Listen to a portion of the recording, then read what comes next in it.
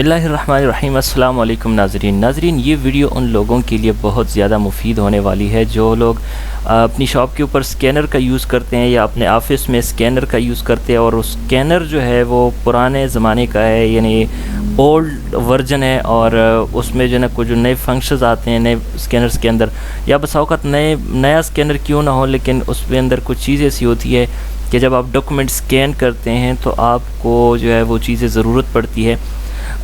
तो इस हवाले से मैं आपके लिए ये वीडियो बनाऊंगा कि आप उस पुराने वर्जन स्कैनर को कैसे यूज़ कर सकते हैं। तो ऐसे स्कैनर्स में ये होता है कि डॉक्यूमेंट को स्कैन करने के बाद हमें किसी और सॉफ्टवेयर की ज़रूरत पड़ती है जिसमें हम उसको एडजस्ट करते हैं, उसको बराबर करते हैं या उसकी जो ना ब्राइटनेस कंट्रास्ट वगैरह को सेट करते हैं। ये सारी चीज़ें तो लेटेस्ट के साथ तो मुमकिन है, लेकिन पुराने जो वर्जन है स्कैनर्स के उनके साथ ये ऑप्शन बिल्कुल नहीं होते।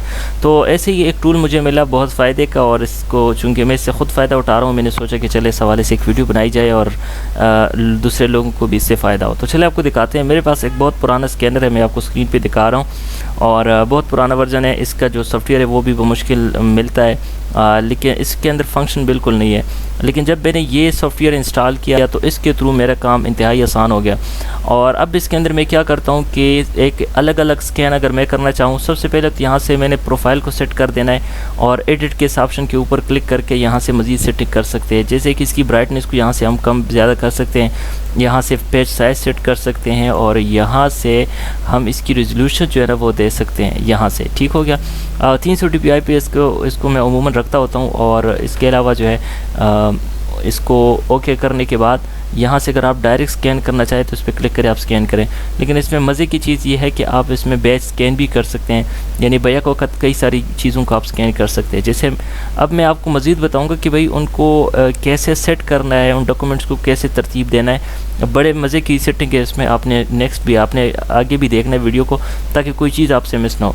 अब बैच स्कैनिंग के अंदर ऊपर आते हैं तो इसके ज़रिए आप जो है मिसाल के तौर पर बहुत सारे डॉक्यूमेंट्स है, पासपोर्ट हो गया, इसी तरह ID कार्ड हो गया और साथ में जो है और जो है ना आपके डॉक्यूमेंट्स होते हैं, तो उन सबको हमने स्कैन करना है। मैं आपको ज़रा ट्राई करके दिखाता हूँ। बैच स्कैन के ऊपर मैंने क्लिक कर दिया। यहाँ पर ऑलरेडी जो मेरा पुराना स्कैनर है वो यहाँ पे लग चुका है, ड्राइवर उसका इंस्टॉल है। और स्टार्ट के इस मेन्यू के ऊपर मैंने क्लिक कर देना है। उसके लिए मैं अपने स्कैनर के अंदर कोई जो है ना डॉक्यूमेंट रखता हूँ और अब इसको स्कैन करना स्टार्ट कर देता हूँ। तो ये स्कैनिंग जो है स्टार्ट कर लेगा और जैसे ही कंप्लीट होता है तो यहाँ पे एक पॉपअप मेन्यू शो होगा। जैसे ये स्कैन हो चुका तो ये देखिए रेडी फॉर स्कैन 2। अब मैंने दूसरा उसका जो बैक साइड है वो अपना डॉक्यूमेंट का रख देता हूँ और स्कैन पे क्लिक कर देता हूँ, तो ऑटोमेटिक जो है ना वो स्कैन दूसरा भी स्टार्ट करना शुरू कर देगा। पुराने वर्जन्स के लिए इंतहाई बेहतरीन सॉफ्टवेयर है और बहुत फ़ायदे वाली चीज़ है। और ये देखें ये स्कैन हो चुका है। डन के ऊपर मैं क्लिक कर देता हूँ और क्लोज़ पे क्लिक करता हूँ, तो आप देख रहे हैं कि दोनों यहाँ पे स्कैन हो चुके हैं।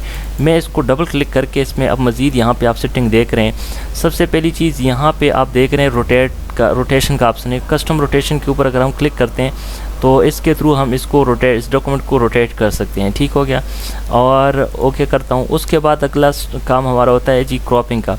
क्रॉप के ऊपर मैंने क्लिक किया और यहाँ से मैं ये क्रॉप कर देता हूँ। अच्छा, मेरा एक और मसला ये है कि जब मैं इस पुराने स्कैनर से चीज़ स्कैन करता हूँ तो उसकी क्वालिटी डैम सी आती है, तो उसके लिए यहाँ पे हमारे पास ब्राइटनेस का बड़ा बेहतरीन ऑप्शन है।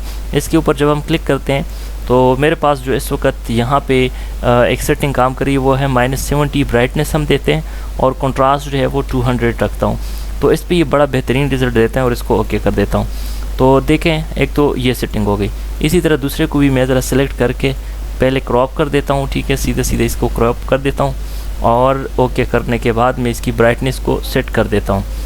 ठीक हो गया, 0.70 और इसी तरह 200। ओके। अच्छा, इसको सीधा करने की ज़रूरत है लेकिन फ़िलहाल रहने देते हैं। अच्छा, अब नेक्स्ट काम ये है कि हमें इसको किसी अलग सॉफ्टवेयर में लेकर जाने की ज़रूरत नहीं है। अगर हमने इसको एज ए इमेज सेव करना है तो किसी भी एक को सिलेक्ट करके हम सेव कर सकते हैं। सबको सिलेक्ट करना हो, सबको एक्सपोर्ट करना हो तो सेव इमेजेस के ऊपर क्लिक करके हम किसी भी फ़ोल्डर के अंदर या जो भी फ़ोल्डर हमने इसके लिए इस फ़ोल्डर के अंदर मैं इसको सेव कर देता हूँ। तो ये दोनों इमेजेस यहाँ पे आप देख रहे हैं, मैं फ़ोल्डर को ओपन करता हूँ तो दोनों तस्वीरें यहाँ पे एक्सपोर्ट हो चुकी है उस इमेज के अंदर, उस फोल्डर के अंदर।